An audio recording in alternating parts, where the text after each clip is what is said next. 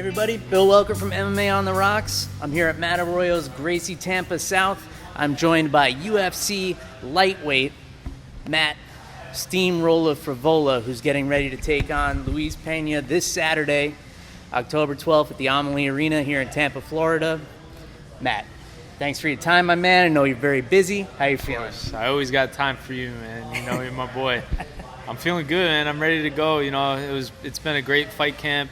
Weight cut's going perfect, and I'm ready to finish strong and go out there and beat this dude up. Nice. So we could just skip ahead of like, oh, how's your training camp going and everything like that. But I want to talk about the energy of your camp, because you kind of did a bit of a split between Law MMA in Long Island and here at Tampa South. I got the chance to go see some of your sparring and stuff up at Law. You were looking phenomenal, but there was a great energy in the gym because you had Ally Quinta getting ready to go to Australia. Unfortunately, that didn't go his way, but on to the next. We had you in Tampa. Chris Weidman's headlining Boston in a couple of months. You had some guys in the local circuit. Talk to me about the energy at Law during your camp. It's awesome there. You know, Long Island's my home, and training with the Serra-Longo team is phenomenal. You know, the level of training there is great, and everyone's always got fights coming up, whether it's from the amateurs to the pros, and then to our UFC guys, and just having Al, me, and Weidman weekend, back to back to back, and us all in fight camp together. The energy's been unreal. And you know, I started my amateur career down in Tampa, so as soon as the UFC said they were coming to Tampa, you know Arroyo got me on there ASAP. So every fight camp I usually do 1 or 2 weeks down in Tampa, you know, to mix it up, because the training here is phenomenal as well, you know. So it worked out that I did the last 2 weeks down here.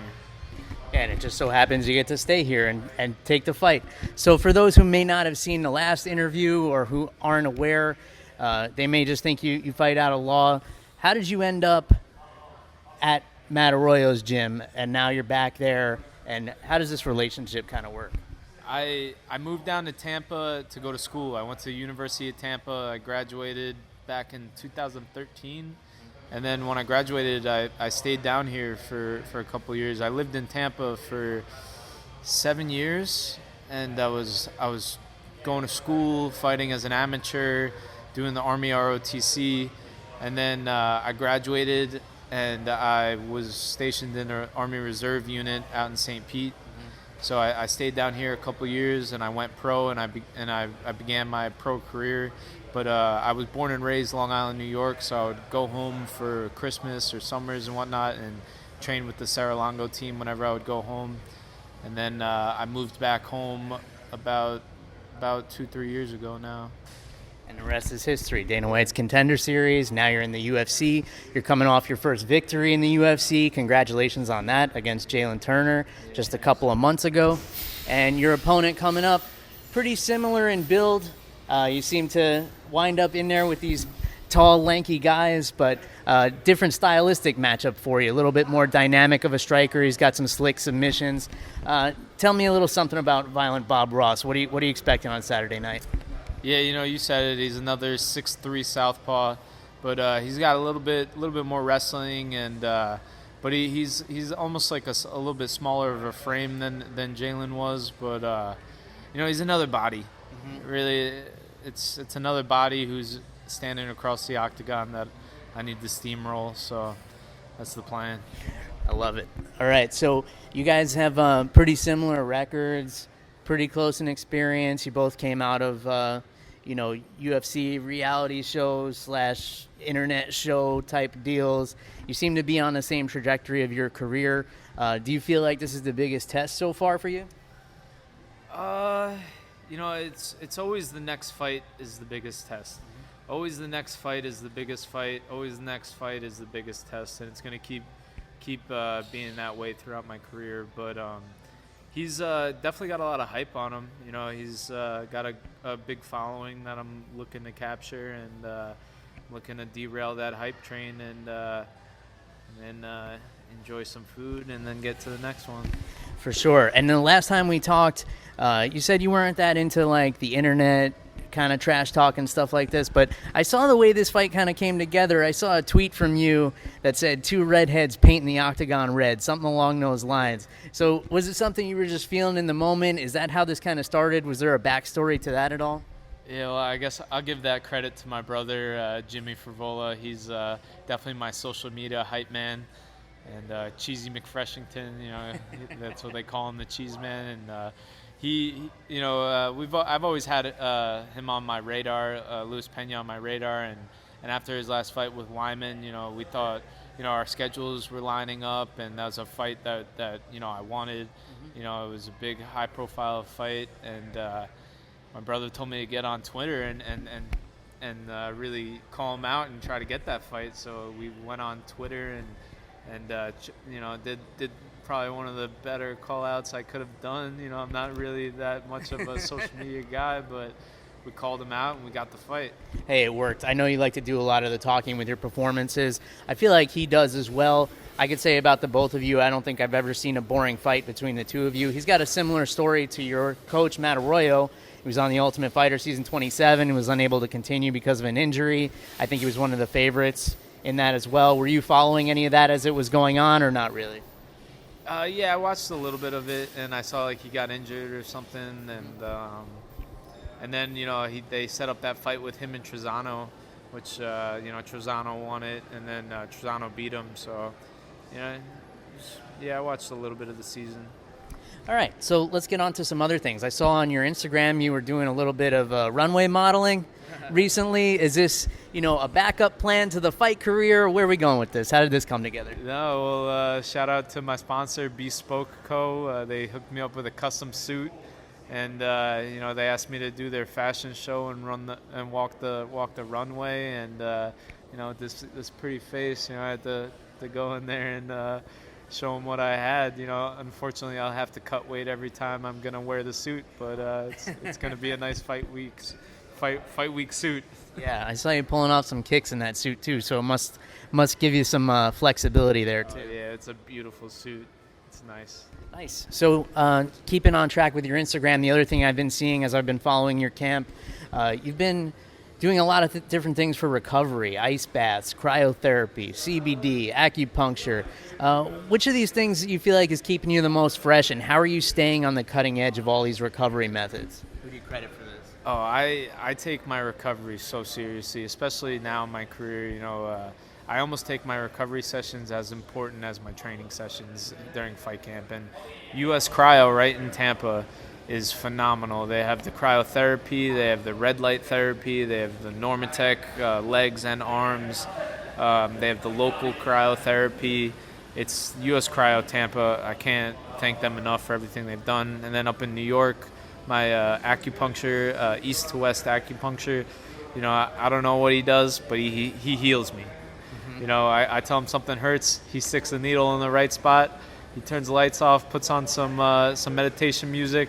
I focus on my healing, I focus all the blood to my injuries, and I feel amazing afterwards. And then, the cold therapy, like the cryotherapy is huge. The ice baths, cryotherapy, and then I live right on the bay up in Long Island, so I jump in the bay. The salt water heals me as well. And massages, get massages. Mm-hmm. But yeah, you got to take that recovery seriously. I see you've been doing a lot of hot yoga as well. Do you feel like that helps with your recovery too? Oh yeah, hot yoga is huge. It puts me at peace. It's definitely like the yin to my yang. I'm in here, beating people up all the time. Then I'll go to yoga, and I'm relaxing. It's good with my flexibility, my stability, my balance, my breathing. My nose breathing's never been too good. I've got a deviated septum, and all you got to do is nose breathing in that yoga, and that helps it as well. And that hour-long hot yoga session, if I can make it through an hour-long hot yoga session without laying down and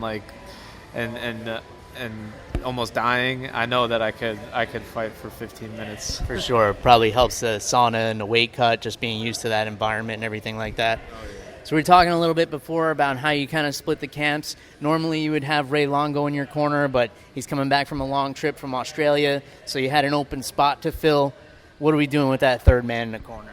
Yeah, I got Matt Arroyo, as always. He's been with me since the beginning. And then I got my striking coach, Eryk Heyer, from Law MMA, who's, Ray Longo trained since for, 15 years, something like that. And then Jeff Bailey, man. Jeff Bailey, Gracie Clearwater. He's a wizard when it comes to MMA. And Jeff Bailey's been with me as well from my amateur days. And I'm real happy to be able to, ride to battle with him in my corner. One of the best cornermen you could possibly find. So excellent choice. I can speak from experience. Jeff Bailey's my jiu-jitsu coach, so I know what it's like to have him in the corner. And you couldn't have picked a better guy. One more thing I want to get your opinion on, because we were talking about the energy at Law. Chris Weidman moving up to 205 pounds. He's taking on Dominic Reyes, who's undefeated. How do you like this move? Is he big enough to compete at 205? Is this the perfect move at the perfect time? Give me your thoughts. Dude, Weidman's a monster. He's big enough. He's strong enough.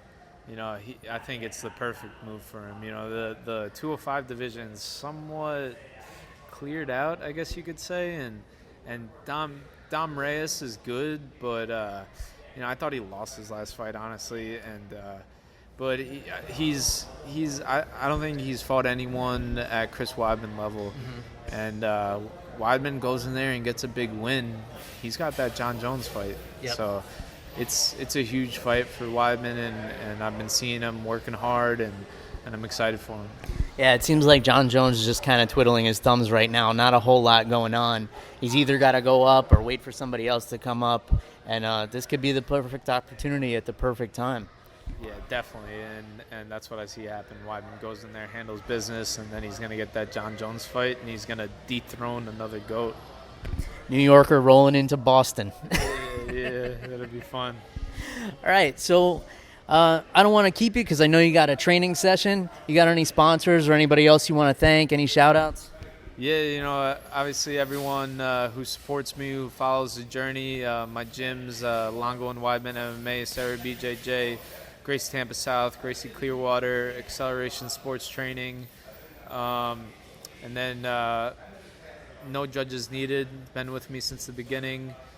My recovery guys, like I already said, US Cryotherapy, East to West Acupuncture, and